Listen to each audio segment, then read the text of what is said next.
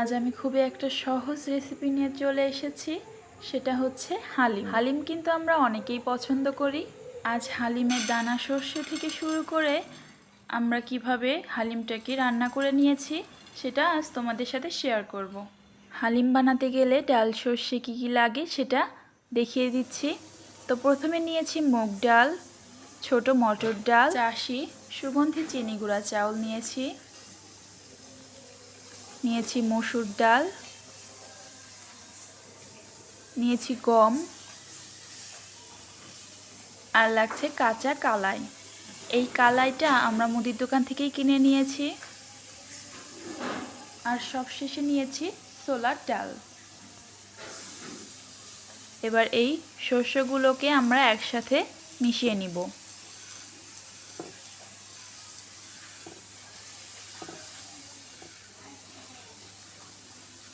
একসাথে মেশানো হয়ে গেলেই তোমরা চাইলে একদিন রোদ দিতে পারো। একদিন রোদে রাখলে মিক্সিং জারে যখন দিব তখন এগুলো ভালোভাবে ব্লেন্ড হবে। আমরা একদিন রোদ দিয়ে নিয়েছিলাম, তোমরা চাইলে নাও দিতে পারো। এবার একটা ব্লেন্ডার জারে দিয়ে দিচ্ছি। আমরা এই ডাল, চাল, এই শস্যগুলো সবগুলো কিন্তু 1 কাপ করে নিয়েছি। তোমরা যদি চাও একটু বেশি করে রান্না করবে তাহলে কিন্তু এর পরিমাপটা একটু বাড়িয়ে দিতে হবে। তো এগুলো আমরা মিক্সিতে দিয়ে ব্লেন্ড করে নিয়েছি। একটু বেশি বড় বড় দানা থেকে গেছে, আমাদের আর একটু ব্লেন্ড করে নিতে হবে।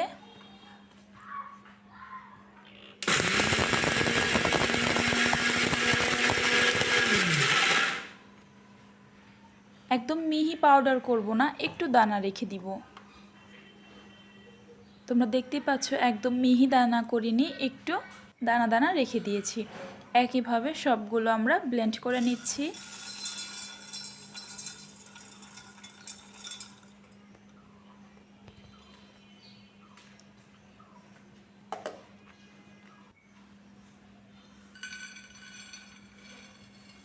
আমরা দানা শস্যগুলো ব্লেন্ড করে নিয়েছি।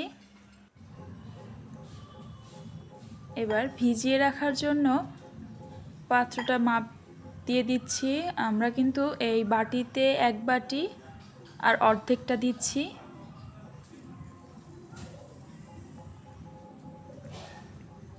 এবার এর মধ্যে জল দিয়ে দিব। জলটাকে অবশ্যই গরম করে নিতে হবে। একটু উষ্ণ গরম জল দিয়ে আমরা এই দানা শস্যগুলোকে ভিজিয়ে রাখবো। আমরা কিন্তু ওই বাটির 3 বাটি, অর্থাৎ আমরা যতটুকু দানা সর্ষে নিয়েছিলাম তার ডাবল জল দিয়ে দিতে হবে। ভালো করে জলের সাথে মিশিয়ে 1 ঘন্টা রেস্টে রেখে দিব।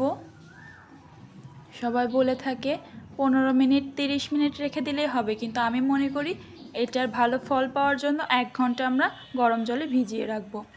এবার এই হালিম মিক্স, এই রাঁধুনি কোম্পানির, এটা কিন্তু অনেক রকমের কোম্পানি থাকে, তো আমরা রাঁধুনি কোম্পানির এই হালিম মিক্সটার প্যাকেটটা খুলে নিচ্ছি। এর ভেতরে থাকা মশলাটা আমরা শুধু নিব।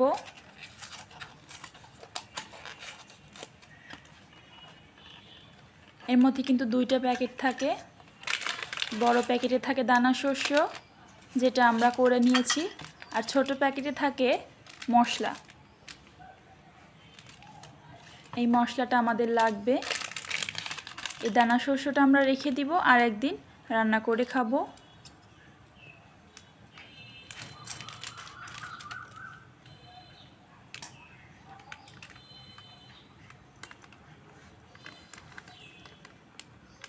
এই মশলাটাও যদি তোমরা বাড়িতে বানাতে চাও তাহলেও কিন্তু আমি সেটার কি কি দিয়ে বানিয়ে নিয়েছি সেই উপাদানটা তোমাদের ছবি তুলে দিয়ে দিচ্ছি। তোমরা চাইলে বাড়িতেই এই মশলাটা বানিয়ে নিতে পারো। লাগছে খাসির মাংস। মাংসগুলোকে আমরা এভাবে কেটে নিয়েছি, একটু ছোট করে কেটে নিতে হবে। আমরা এমন মাংস নেওয়ার চেষ্টা করব যার সাথে হাড়ও থাকবে আর একটু মাংসও থাকবে।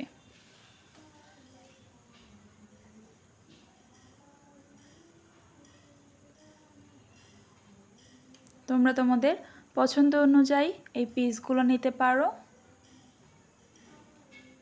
মাংসগুলোকে আমরা ধুয়ে পরিষ্কার করে নিয়েছি। ফ্রাই প্যানে দিয়ে দিব রান্নার সাদা তেল। তেলটা কিন্তু একটু বেশি করে দিতে হবে। দিয়ে দিব কুচি করা পেঁয়াজ।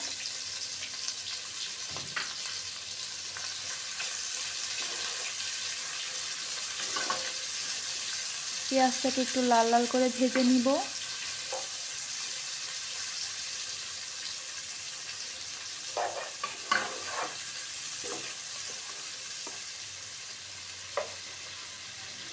একটু সময় নিয়ে পেঁয়াজগুলোকে লাল করে ভেজে নিতে হবে।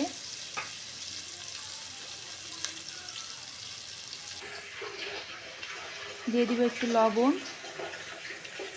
আর একটু হলুদ দিয়ে দিতে হবে।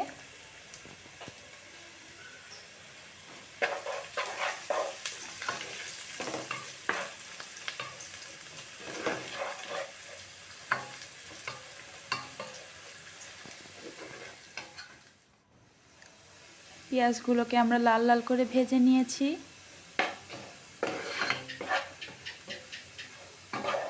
এবার অর্ধেকের বেশি আমরা তুলে নিব।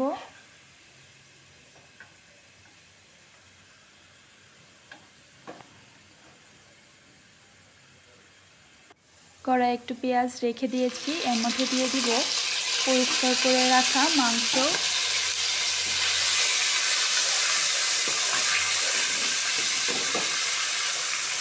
এখানে কিন্তু মুরগির মাংস তোমরা ব্যবহার করতে পারো। আমি খাসির মাংস নিয়েছি। আর মাথায় রাখতে হবে দানা শস্য যতটুকু নিয়েছি ঠিক ততটুকুই মাংস নেওয়ার চেষ্টা করব।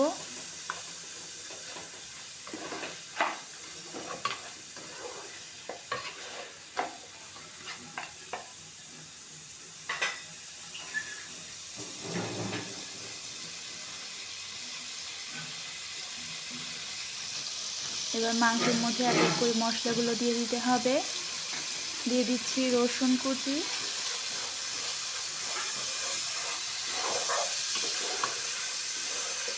নেড়ে চেড়ে একটু মাংসটাকে ভেজে নিব।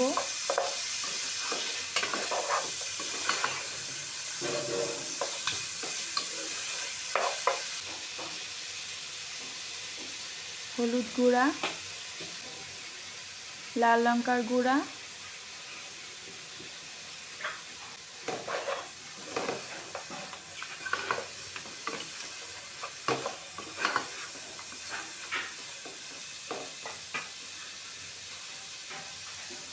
দিয়ে দিচ্ছি আদা বাটা,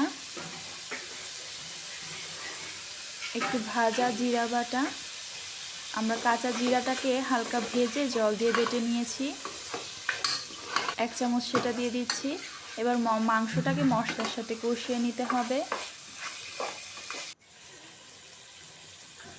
হালিমের যে মশলাটা আমরা নিয়েছিলাম সেটা দিয়ে দিব।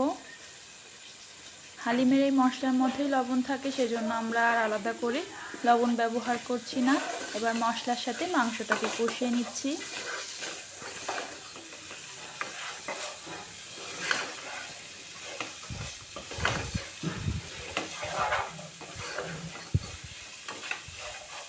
মশলার কাঁচা গন্ধটা যাতে চলে যায় সেজন্য একটু জল দিয়ে দিব। মশলাটাকে ভালো করে ভেজে নিতে হবে।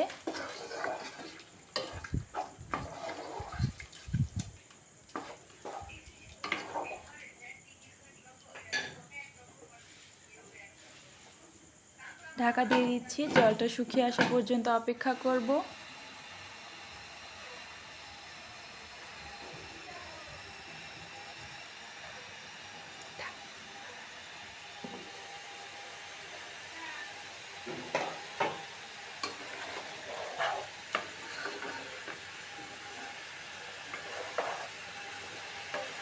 ঢাকা তুলে নিয়েছি, আমরা নেড়ে চেড়ে মশলাটাকে ভালো করে কষিয়ে নিতে হবে। আবারও ঢাকা দিয়ে দিচ্ছি। ঢাকা তুলে নিয়েছি, মশলা থেকে তেল ছেড়ে দিয়েছে। ঠিক সেই মুহূর্তে আমরা যে দানা শস্যটাকে জল দিয়ে ভিজিয়ে রেখেছিলাম সেটা দিয়ে দিচ্ছি।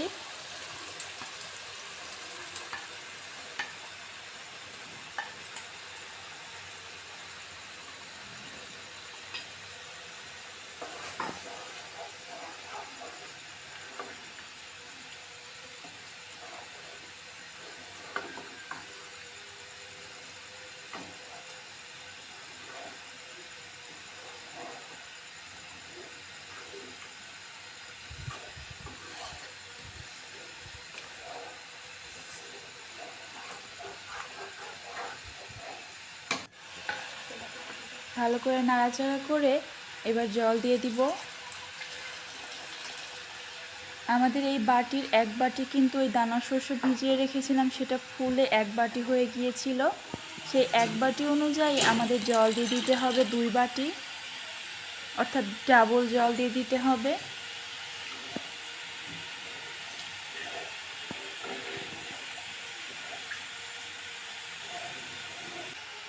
এতে দিয়ে দিচ্ছি হলুদ,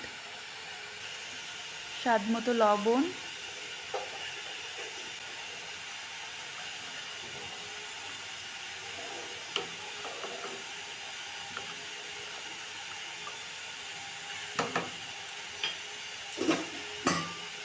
ঢাকা দিয়ে রেখে দিব। ফুটে ওঠা পর্যন্ত অপেক্ষা করব। কিছু সময়ের মধ্যে ফুটে উঠেছিল, আমরা ঢাকা তুলে নিয়েছি।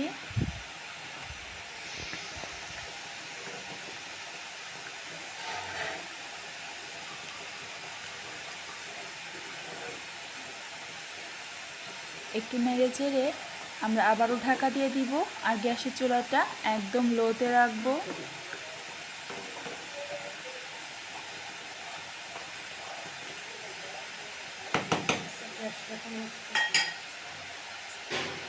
ঢাকা দিয়ে দিচ্ছি।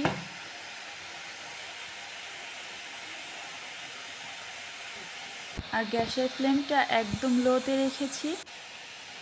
আস্তে আস্তে আমরা হালিমটাকে ফুটিয়ে নিব। ঢাকা তুলে নিব। দিয়ে দিচ্ছি আরেকটু লবণ। আমরা একটু টেস্ট করে দেখেছিলাম, লবণটা কম হয়েছে। আর হালিমের যে মশলাটা ছিল সেটা একটু দিয়ে দিচ্ছি উপর থেকে।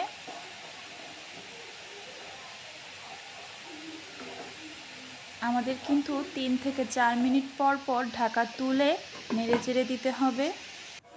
আর এটা ফুটবে টানা 1 ঘন্টা। একটু আস্তে আঁচ দিয়ে 1 ঘন্টা ভালো মতো ফুটিয়ে নিলে কিন্তু হালিমটা পারফেক্টভাবে রেডি হবে। তোমরা হয়তো ভাবতে পারো 30 মিনিট ফুটিয়ে নিলে হয়ে যাবে। আসলে সেটা হবে, কিন্তু মুখে দিলে কিন্তু সেই দানা দানা ভাবটা থেকে যাবে। সেজন্য আমরা ঘড়ি দেখে 1 ঘন্টা ফুটিয়ে নিয়েছি। আর 3 থেকে 4 মিনিট পর ঢাকা তুলে নেড়ে চেড়ে দিচ্ছি। একদম লাস্ট পর্যায়ে দিয়ে দিচ্ছি পেঁয়াজ বেরেস্তা।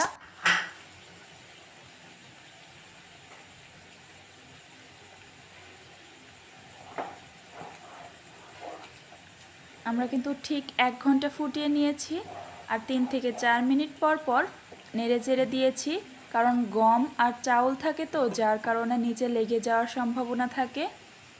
এবার গ্যাসের চুলাটা বন্ধ করে পরিবেশন করে নিব গরম গরম হালিম রেসিপি। ভিডিওটি ভালো লাগলে একটা লাইক দিয়ে দিও, আর চ্যানেলটি সাবস্ক্রাইব করে না থাকলে সাবস্ক্রাইব করে দিও। আমি এটা পরিবেশন করেছি পরোটার সাথে।